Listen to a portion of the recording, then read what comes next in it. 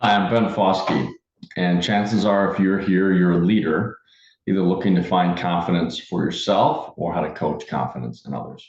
And I've got some good news and bad news as we start off. Every single person has confidence issues. It doesn't matter. I've met with thousands of people, and I have yet to find someone who has no confidence challenges. And here's the reality, the reason why. Because if you have a bias toward overconfidence, some people say, yeah, I don't struggle with confidence at all. I have all sorts of it. Well, the reality is people may be perceiving you as overconfident. And that overconfident, when I study teams and when I study leaders, when I study organizational dynamics, people who think they're better than others, know-it-alls, people who have all the answers are the most repelling people in any organization. Now, they may produce results, they may be successful, they may have what they want in life.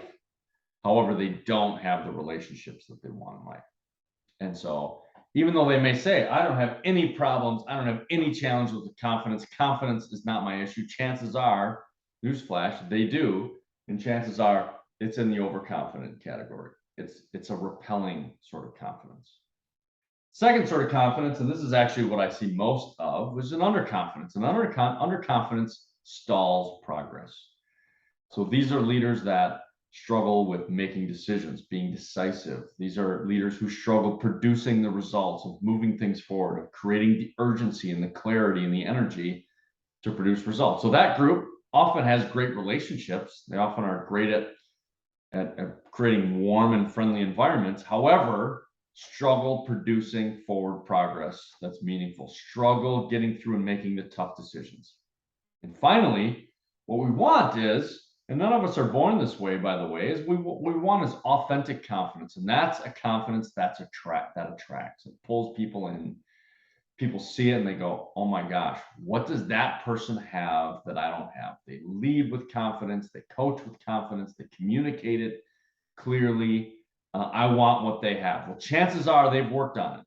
The biology is very clear. 87% of us are born with an underconfidence. 13% of us are born with an overconfidence. None of us are born having it figured out. All of us have confidence challenges we want to work on. And you may be completely confident in your personal life and struggle at work. You may be completely confident as a leader and struggle at home. You may be completely confident in small group settings. Yet, when we get to the large group settings, we struggle. And so the good news is we all have these confidence challenges, and we can work on them. We can build a skill. Confidence is a skill. The slogan you've all heard, just do it. It doesn't work for confidence. Just telling someone, just pull yourself up and go do it and go make it happen. If that worked, we'd already be doing it. If it were that simple, all of us would be living our dreams and living our best lives. It isn't that simple, because with confidence becomes challenges that are often very old, that we've often had for a very long time, that often hold us back. We don't know how to get out of them. And the key is that we can't get out of them on our own. We can't get out of them by being judged by others. If you walk up to someone, and these are two words I recommend we never use, but if you walk up to someone and say, wow, you seem really arrogant, good luck with that conversation. I take no ownership for that conversation. That conversation is on your own. On the flip side, if you say, wow, you seem really insecure, also, that conversation is going nowhere fast. The way we move out of those limiting boxing conversations, those labels, is we move into understanding in what areas are we overconfident, in what areas are we underconfident, and what areas are we being authentically confident, and how can we discover how to become that way in all areas of our life. What would happen in your life if you were authentically confident in every area, in your finances, in your leadership, in your personal life, with your team, with your organization? What would happen?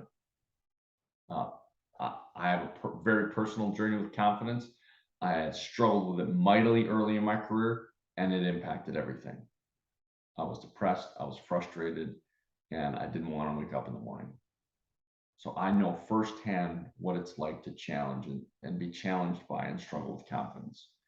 And I also know, once I started to work my way through my confidence challenges, I went from liking my work to loving my work and spending time with people and being present. And the anxiety in my life was extremely reduced, because we all have this instinct that we want our lives to be better, that we want to lead and show other people that we have something of value to offer. We want to have a role of significance, yet we often get in our own way. And it's not judgment. If we judge ourselves, if we judge others about their confidence challenges, that isn't going to work. So it has to be a self-diagnosis. It has to be a self-assessment. It has to start with self-awareness. And that's what we're going to look at in the next videos. What does it look like to move, instead of from judgment, judging others, judging ourselves? How do we start with a self-diagnosis? How do we understand where we fit in this confidence continuum, and where do we go from there? And that's what we'll be covering in the next video. See you then.